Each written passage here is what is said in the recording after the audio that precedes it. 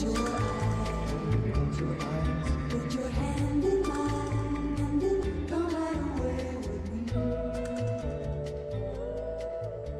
up, guys? My name is Stu, and I got some views on wrestling. Today, we're going to be talking about Survivor Series War Games and why that match type and the pay-per-view itself might be in trouble. Hit that like button, follow, subscribe, share, comment, all that shit. Tell your grandma, your friends. Stu got some views on wrestling. See my sign there? I fuck with it. I fuck with it. It's because I made it.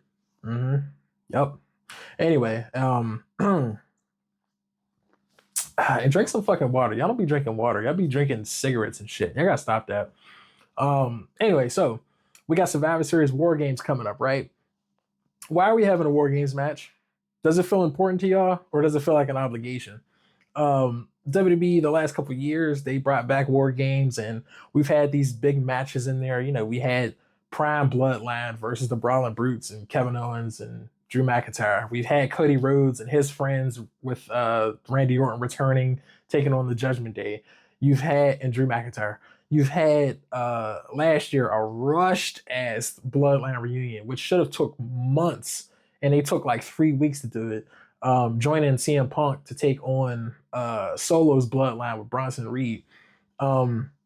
And then every single women's War Games match, which always kind of felt like, all right, let's just literally grab random people and you'll be on my team. Except for the 1 year where they had Damage Control on there, and obviously Damage Control, they were causing havoc and fucking everything up. So, you know, they had to be on the team, obviously. But for the most part, War Games, a good bit of the time just feels like, okay, we have this match type. We have to do it because we're advertising that we're going to do it, even if we don't have a proper story or any motivation to actually have it inside the cage, which is what the Hell in a Cell match type had an issue with for a couple of years, where, you know, you had a match type that people, you know, highly praised for being very violent, you know, a crescendo of storylines that there was only one way to finish it, which was inside Hell in a Cell. And once it became a pay-per-view, it kind of got watered down because you would have 2 to 3 Hell in a Cell matches on that card. And it's like, okay, some of these matches do not belong inside Hell in a Cell. Even if the talent is there and the matches are good, there's really no need for it to be inside Hell in a Cell. It kind of started to become just like a cage match, honestly, because those matches weren't as violent. They weren't really creative. They weren't really giving it all their all like they needed to. You know, except for that Usos New Day Hell in a Cell, that shit, that's definitely top 5 Hell in a Cell matches of all time. That shit is crazy. Anyway, and there's a bunch of other ones, but that match is just still top tier. So yeah, let's look towards this year coming up, right? There's no clear vision as to what's going to happen with the men's team. Maybe they could have had a vision versus like LA Knight and Jey Uso and CM Punk and Jimmy Uso, you know, taking on, you know, the vision and stuff. But now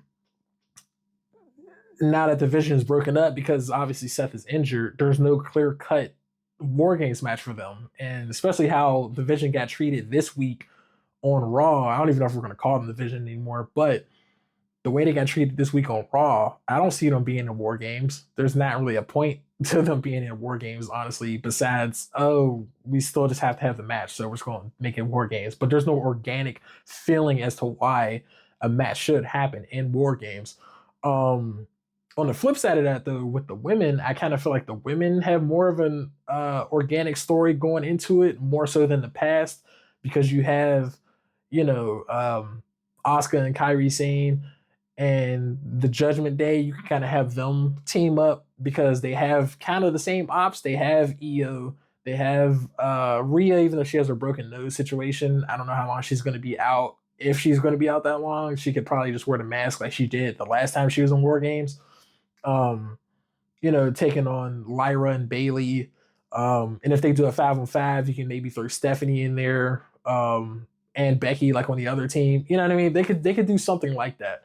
But I just hope moving forward that WWE, especially after this year, they take a step back and say, hey, we don't need to have the War Games match just because we're advertising the War Games match.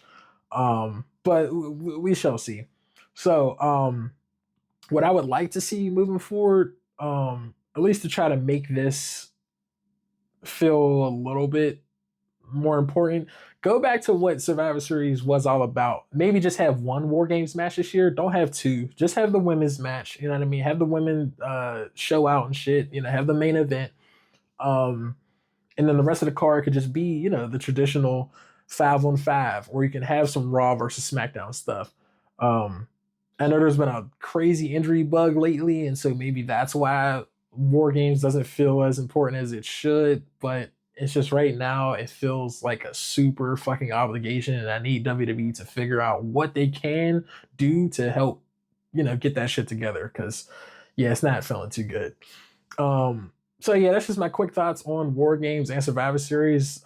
Should they get rid of it? Should they just make it you know, a once in a while situation, kind of how they did with Hell in a Cell? Do you guys think they should just get rid of it altogether? I don't know. Let me know what you guys think in the comment section down below. I appreciate y'all. Peace.